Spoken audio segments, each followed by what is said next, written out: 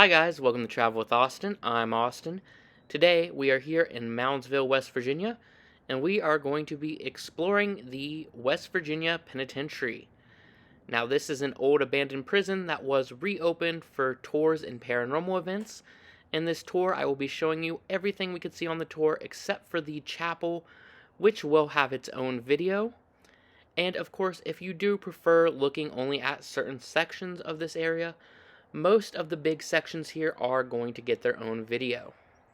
So we are going to begin our tour by going into the new wall cell block. Now, as the name would suggest, this is the newer cell block here, and it was built with bigger cells to make the conditions more humane. Now, although construction here began in the late 1920s, due to resource scarcity and World War II, it was not actually finished until 1959. Now, as we take a look around here, you may notice we have some interesting features, such as this cage right off to the side that's trapezoid shaped for the guards to stand on. The central stairs, you will notice lots of murals painted by the prisoners here. And that is something you'll notice throughout the whole prison. And there is my favorite / least favorite one, which is that Pennywise-esque clown. Now, we are not going to be going through all of this area, as it is mostly a repetition of itself. Each floor has similar cell blocks, and of course, each floor is just higher than the next. Now, on the ground floor, though, as you will see in a second, is the showers, which, unlike a place like the Ohio State Reformatory where there were shower rooms, the showers here were just on the floor, and people could see you while you were showering. I actually read online that it took about all day for everyone to get through these showers, and since you were, just showering out on the floor, people could see you and make comments about you. So, if that doesn't do your self-confidence good, I don't know what will. Now, you can see that there are connections in between, and there is also a maintenance area in between the cells. Unlike the Ohio State Reformatory, where guards could walk down the middle, that is actually just straight up piping. On the upper floors, if you look into it, you can see where they place some now rotting wood beams in an attempt to let people walk through there, but it did not look safe at all, and you could tell it's from before the prison was abandoned. Now that area over there is where non-contact visitation would have been, as well as the modern entrance and gift shop. And now, as we are walking through the prison here, we are actually walking through the prison walls. So if you take a look at the outside of this, you can see the amazing Gothic architecture, and you were actually walking through those walls when you walked through the prison. Now, we're going to go ahead and visit contact visitation, but before we go into the actual room itself, we're going to take a look at the cage here, and we're going to take a look at the overlook. Now, contact visitation is just as the name suggests. This is where you could visit a prisoner and have direct contact with them. You may be able to hug them, you may be able to hold their hand, but of course, if you strayed too far, guards would yell at you. Now, this is the overlook box, where guards could look out and watch everything that was happening. They could shout out at people breaking the rules, and part of me thinks that those little boxes that are cut out are in case they needed to pull out a gun. So now we are going to go back to the main level, and we are going to actually go and take a look at the contact visitation room. So as we enter the room, you're going to notice the wall is painted with beautiful murals. So we do have this mountainside and log cabin type deal, the Teenage Mutant Ninja Turtles, and a castle with a dragon and wizard.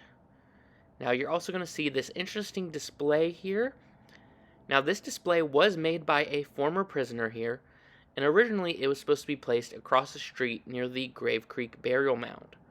However, people in the area did complain due to the nudity of the natives in the display, and instead it ended up in the prison. Now, this is actually a very interesting piece. With all the art here, it does seem like the prisoners here definitely were artistic people. Um, Now, as we walk through the contact visitation, you will see we have 2 rooms here. I do believe that these would have been restrooms. However, they are both locked, so I cannot tell for sure.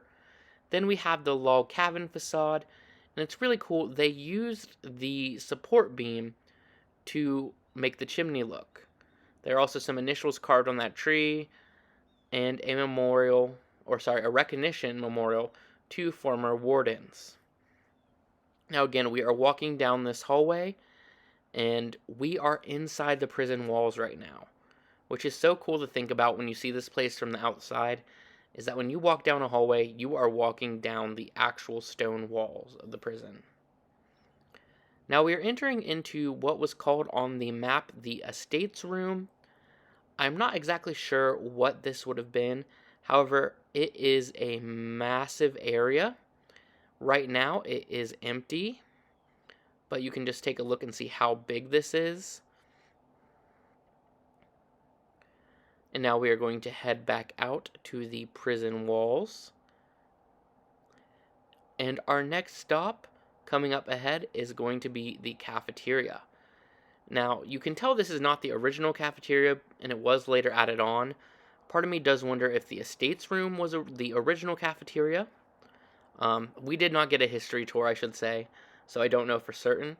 But as you walk in here, you're going to see the guard room where the guards could watch the lunch area. Sadly, this is locked off, so we could not go into it. But here is the massive cafeteria. Obviously, this at one point would have been filled with tables and bustling with inmates who were eating. Now, I found it kind of weird that there is like a salad bar structure in here. So you can see where there would have been a salad bar, and at the end possibly a soup well, which I think is just kind of weird since it seems like it's almost buffet style. I've never heard of anything like that in a prison, but of course I have never really been to an active prison.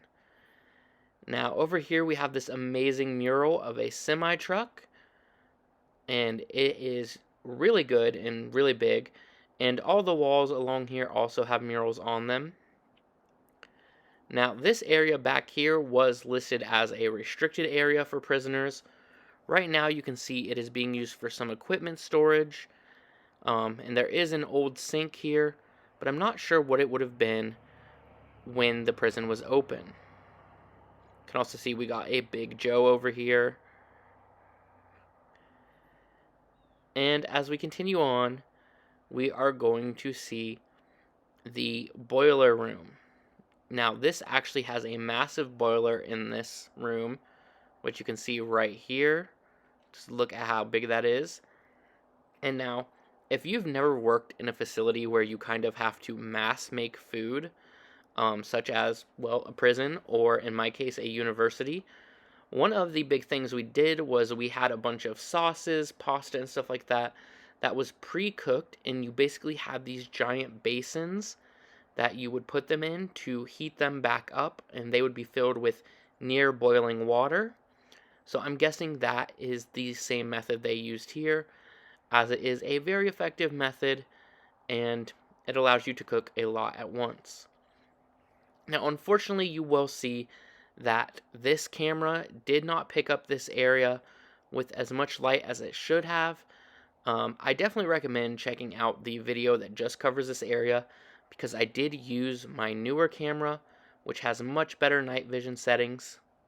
But right now you can see the area where they would have ordered their food, and then the tray would have been slid through to them. You can see that we do still have some equipment back there. And then here is the second line. So they did have 2 lines set up, probably to help things go a bit quicker. Now, as we walk back here, it's going to be dark, but you're going to be able to see the oven hoods where steam and smoke would have been sucked up through. You are also going to see one of the remaining ovens. And then some equipment in the back, such as some sinks, and whatever that one weird piece of machinery is, I'm not exactly sure. Now, we have multiple coolers here. Unfortunately, I really can't show them all because of how dark it is. They don't show up on this camera at all, but there are at least 5 or 6.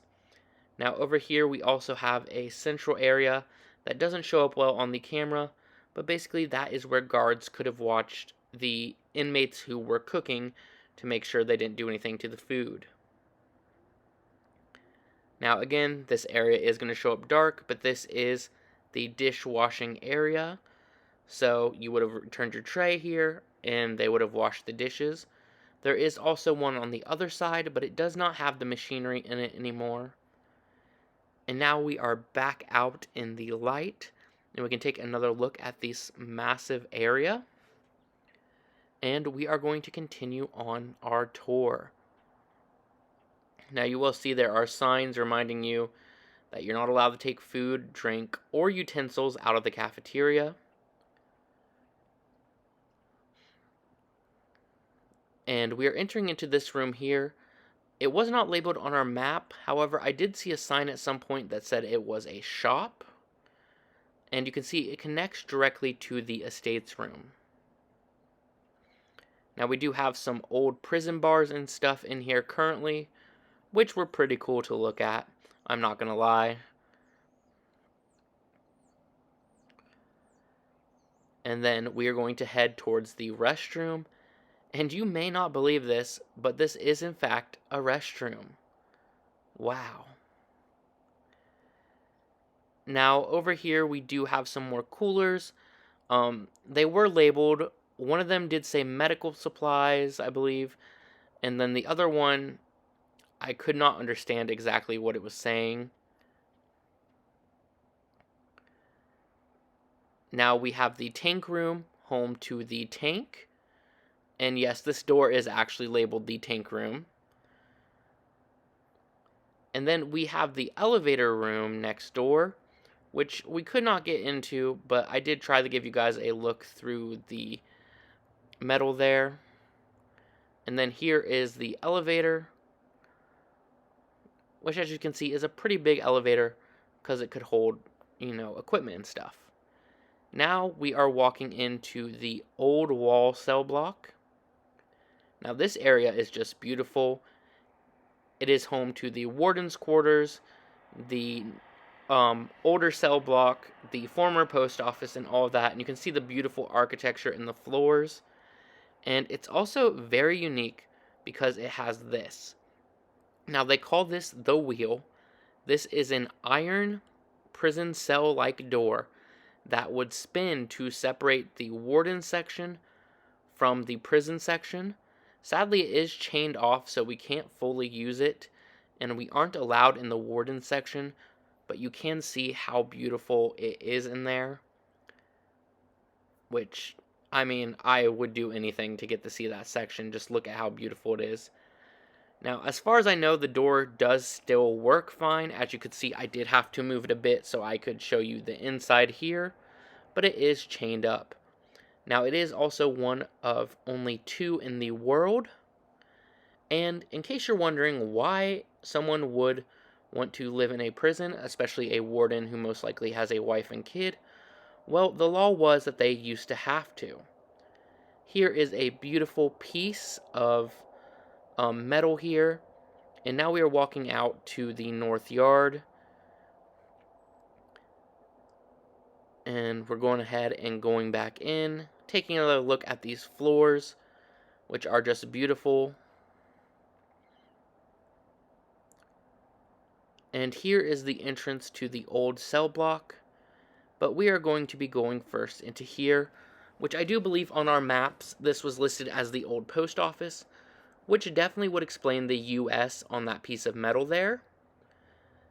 Now you can see that they had to tear down some of the wall there to restore that area. And you can see there are some great details on this doorknob here. Now as you walk into this room, there is a piano. And yes, I did test it. It did mostly work. Some of the keys did get stuck though. And again, we have beautiful flooring in here. We do have a bathroom off to the side here. And kind of a little boiler over there. Now, as we enter into the old cell, you'll notice there are both prison cell doors that could close and wooden doors. And you'll also notice how many sets of doors there are between that and the central section. Now, this area was known as the Alamo during the end of the prison time, and it eventually became more of their maximum security area as opposed to just the normal prison. And as you can see, everything has a fence around it, and the prisoners here ate in their own little cafeteria. So you can see, even walking on the first floor, everything here has a cage around it. Now, unfortunately, we could not go to the upper floors here. They were locked off. But you can take a look at the cells here and imagine that they would be pretty much the same. Now, what I found interesting is, even though these are the older cells, they have that toilet/sink combination that I do believe is a newer thing compared to what they had in the cells in the new wall cell block.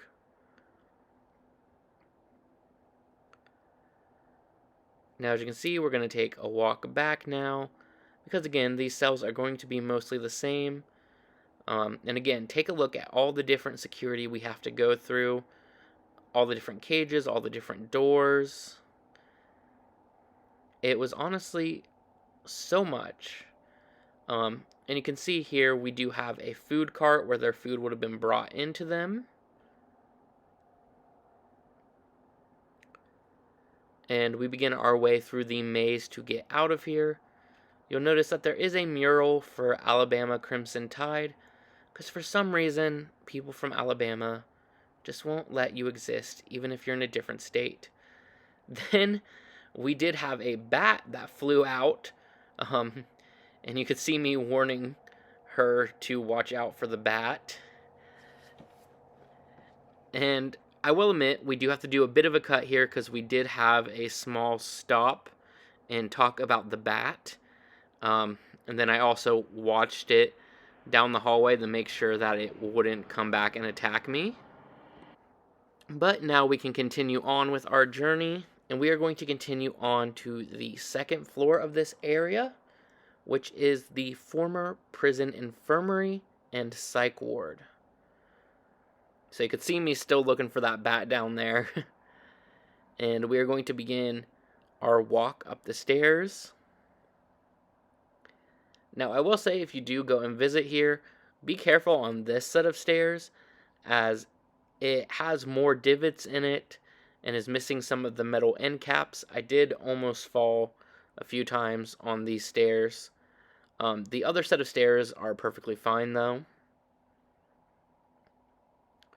Now, as we go ahead and we get up here, we are going to start by taking a look at the infirmary side, the former prison hospital. And you're going to notice a lot of weird things in here, such as this room, which has these panels all over the walls.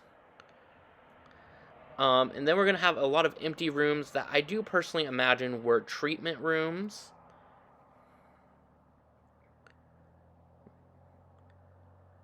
And then we have one of my favorite rooms here, the dentist's office. You can see we have the mouth x-ray machine here, which I just found fascinating. I won't lie, I took tons of photos of this. Now, we do have a room off here on the side where I imagine they would have kept dental supplies. However, it just had a sink in it.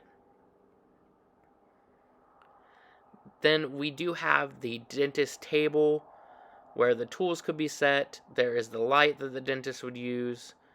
There's the little pedals they would use. And of course the area where, they could fill a cup up with water and you would spit it back out. All those fun dentist things. Now, as we come back out to the main hallway, we are going to have to backtrack just a little bit, because while we were looking at the dentist's office, we did miss the bathtub room. And I'm not sure if that was just a room on its own with a tub, or if it was some form of hydrotherapy. Here is one of the toilets, and here is the clinical laboratory. Now we do still have some storage stuff here, especially these metal storage areas, that are very hospital-like, of course. And then you're going to see there is a mural in this area as well. If you couldn't make it out, it was a baby deer. And then now we are going to walk into my other favorite area, the X-ray room. Now, you may notice that my camera kind of starts banding in this area, which definitely left me a little concerned afterwards. But it was worth it. This place is definitely super cool to see. So here is the prison X-ray room and X-ray machine. It is made by Raytheon, who I thought were a military/war company, but apparently they at one point made X-ray machines. Maybe they still do. And I thought this was just fascinating to look at all the equipment left behind. And then right next to the X-ray room is the former X-ray dark room. And as you can tell, even with the light on, yes, it is still very dark in here. Now, I did also notice on my way out that there were some designs on the wall in the X-ray area. And then right across from it, we do have what was most likely a waiting area. As you can see, there are windows into the main hallway so people could keep an eye out. And then we have this room next door, which I do believe would have been a storage/medical room. I'm not exactly sure if I show it off in this video. However, underneath that window, there is a small box that you could open up to hand an inmate, medicine or something that they need. Here is the outgoing mailbox. And then here is one of the physician checkup rooms. I thought this was really interesting. It's, 2 levels, and there was a little panel that indicated that there was something electric in it at some point. Now we do have 2 checkup tables. And then, of course, we have the bathroom. And the bathrooms on this floor were pink and white, which honestly, I love anything that has color compared to just being, a sterile white. Now, in here we have some machines. Obviously, we have the fire alarm. Whatever was in here was removed, and we have door controls. Now, you also saw that machine that we looked at when we first came in there, and I honestly do not know what that was. Now here we have one of 2 big day rooms. Now this is most likely where they would have had activities, ate, and pretty much anything else while they were up here in the infirmary hospital. And as we go through this giant metal red door, we are entering the second day room, and we are officially leaving the hospital and entering the psych ward. Now, as you can see, this side is going to begin by mirroring the other side. To the right, we are going to have the guard area where they could watch people. And then to the left over here, we are going to have the other bathroom.